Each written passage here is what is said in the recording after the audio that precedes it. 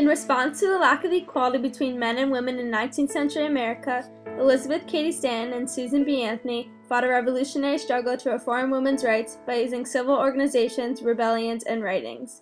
Through many successes and failures, these determined women authored documents, sought out and gained support, and set the stage for the revolution of women's rights and freedoms in the 20th century. Elizabeth Cady Stanton was dedicated to making a change from the start. She was born on November 12, 1815 in Johnstown, New York. From elementary school, she had the opportunity to have an outstanding education. She studied many different languages and subjects, including law, with her father. By learning about law, she understood that she was living in a world that contained many flaws. She was appalled by the discrimination of gender that she heard in her father's law office. Her parents, Daniel Cady and Margaret Livingston Cady, created a strictly religious atmosphere in her home. She did not love her parents like a normal child. She actually feared them. Her father even wished that she were a boy. They did not influence or support her in anything she wanted to do. Simone Hosack, the minister of her Presbyterian church, gave her some of the support she needed that she was not being given from her parents. Also, at a young age, Elizabeth's cousin, Gerrit Smith, interested her in temperance and anti-slavery. This was just the start to her journey as a reformer in her society. On May 10, 1840, Elizabeth married Henry Brewster Stanton. Henry is also an abolitionist as well as a delegate in the World Anti-Slavery Convention. There, he was accompanied by Elizabeth. While at the convention in London, she met Lucretia Coffin Mott, who was also a delegate for anti-slavery. Lucretia Mott was an advocate for injustice and was a prominent female leader in both the abolitionist and women's rights movements. She was raised to be a self-reliant and independent woman in society. While attending a friend's boarding school, Mott was a gifted student and free thinker. She discovered that even within the Quaker society, female teachers were paid half the amount of male teachers' salary. Lucretia continued to be involved in the Quaker faith and become a minister. In her time, very few women spoke publicly, but she mastered the art with great eloquence and soft-spoken power.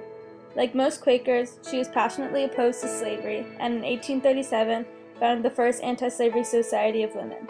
She encouraged people to boycott all products produced by slave labor. While attending the Anti-Slavery World Convention in London, she was mortified when she and the other 5 female participants were not allowed to seat with the men. She found it so ironic that men opposed to the injustice of slavery could treat females so unequally. Mott quickly expanded her abolitionist agenda to include women's rights issues because of this inequality. Elizabeth and Lucretia talked for a long time and decided that they were going to hold a women's rights convention after their return to the United States. Before the convention was held, Elizabeth continued her work on temperance and abolition and helped out with the passage of the Married Women's Property Bill of New York State. In 1848, this bill finally became a law. Another revolutionary, Susan B. Anthony, was determined and hardworking, ready to take on any actions or challenges brought forth to her. She was born on February 15, 1820 in Adams, Massachusetts, raised in the Quaker tradition. Susan had a very different upbringing from Elizabeth. Her family members were all extremely active in the reform movement as well as temperance, anti-slavery, and the women's rights issues.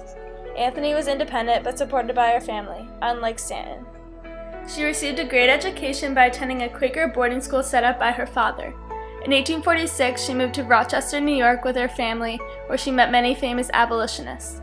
In 1851, Elizabeth Cady Stanton and Susan B. Anthony were introduced to each other. They both had the willingness, devotion, and the same goals in mind to achieve in fighting for women's rights. Right at the beginning, Stanton asked Anthony to come and stay with her. Although they were total opposites, their chemistry clicked so fast. They argued at times about their views on rights and freedoms, but together the women's rights movement was inspired. Their friendship was the beginning of the force to this movement. For 2 decades, accomplishment after accomplishment, Stanton and Anthony fought for women's rights tirelessly to gain rights and freedoms that women should have initially had. They changed the direction of American history and believed that failure is impossible. In 1852, when Susan B. Anthony attended her first women's rights convention in Syracuse, she declared that the right which women needed above every other, the one indeed which would secure to her all the others, was the right of suffrage. In the 1830s, sisters Angelina Emily and Sarah Moore Grimke were also advocates for women's rights. They were born into wealth and intelligence. Becoming politically well known, the Grimkes became agents of the American Anti-Slavery Society, continuously speaking at women's gatherings. In 1837, determined and brave, Angelina Grimke addressed the Massachusetts legislature, being the first woman to ever do so, fighting for women, Angelina argued that women were citizens of the American Republic and needed to be treated equally. These sisters inspired many women around them. They showed people that if they want to be successful in gaining women's rights, they have to show their support, dedication, and take action. Women's advocates worked closely with the abolitionist movement to promote change and equal justice for African Americans. The abolitionist movement goal was to emancipate all slaves and end racial discrimination as well as segregation. Just like the women's rights movement, abolitionists fought through protests, writings, and created groups and organizations to spread their message across the land. Throughout history, women have always struggled to gain respect, equality, and share the same rights as men. Stanton said people believed that the right of suffrage will make the woman masculine. At the Seneca Falls Convention, 300 participants gathered together, including both male and females, in New York to discuss the plight of women's rights and set an agenda for change. The revolutionary speakers included Stanton and Mott, as well as the famed abolitionist Frederick Douglass. The three pioneers passionately advocated for economic, political, and social change. Elizabeth Cady Stanton spearheaded the formal Declaration of Sentiments, which comprised of 12 grievances. Some included women were denied the right to own property, earn a fair wage, and that women were not afforded equal educational opportunity. At the end of the two-day convention, most of the group voted to ratify the Declaration of Sentiments, which stated, "We hold these truths to be self-evident, that all men and women are created equal, that they are endowed by their Creator with certain inalienable rights, that among these are life, liberty, and the pursuit of happiness." During the 1850s, the women's rights movement gathered momentum but suffered a setback when priorities changed during the Civil War. The 14th Amendment was ratified in 1868, and in 1870 the 15th Amendment was ratified. This amendment guaranteed black men the right to vote. Stanton and Anthony were outraged and were determined to advance their cause. They believed that this was their chance to force the government and lawmakers to pass truly universal suffrage and equality under the law. As a result, they rebelliously refused to support the 15th Amendment.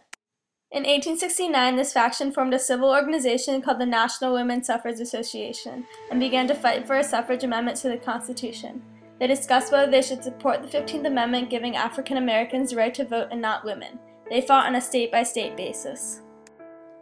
On November 1, 1872, Susan B. Anthony went to the Rochester barbershop to take full action in the suffrage movement for women. All men refused her once, so she went to the New York Supreme Court to fight for registration, in which they finally gave in. Susan and her three sisters were added to the voting list. 3 days later, she did it. She voted in the presidential election, and for more than 3 weeks, the government did nothing about it. Later on, a United States Marshal came to her house signifying that she was going to be charged for unlawfully and wrongfully voting. She knew she did the right thing, so she stood there ready to be handcuffed. She was put in a room to be questioned, the same place that commissioners questioned slaves. She was finally released after a long day with her trial having been set for June. She took her illicit action to gain publicity by speaking to 29 villages surrounding her. The trial finally occurred on June 17, 1873, where Susan could not testify on her own behalf. The judge wrote his opinion down before arguments were even heard. Therefore, the jury found Susan guilty. She responded, "Yes, Your Honor, I have many things to say. For in your ordered verdict of guilty, you have trampled underfoot every vital principle of our government. My natural rights, my civil rights, my political rights are all alike ignored."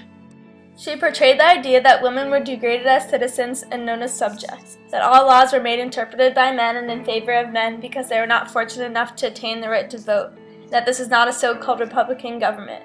By exposing the government case, she gained sympathy for women's suffrage everywhere. She realized that if women wanted to get anywhere in society, they would have to amend the Constitution and give up trying to gain the right to vote in court. This animosity eventually faded, and in 1890 the American Women's and National Women's Suffrage Associations combined. By then, the suffragist approach had changed and advocates took a new and different perspective. Instead of arguing that women deserved the same rights as men because they were created equal, the new generation of reformers charged that women deserved the vote because they were different from men. In 1888, the International Council of Women was created, making women's rights now into a world issue. At the end of the 19th century, Idaho and Utah gave women the right to vote. Starting in 1910, some other states in the West began to extend the vote to women for the first time in almost 20 years. On August 26, 1920, the Constitution was finally ratified, giving women the right and honor to vote. Unfortunately, Stanton had died on October 26, 1902, and Anthony had died on March 13, 1906. Therefore, they were not lucky enough to see the day that all the hard work had paid off. Voting and political rights empowered citizens to participate and influence the future of the United States. Because of the diligent and relentless work of early activists, females are equal in the eyes of the law. This accomplishment was a long overdue success.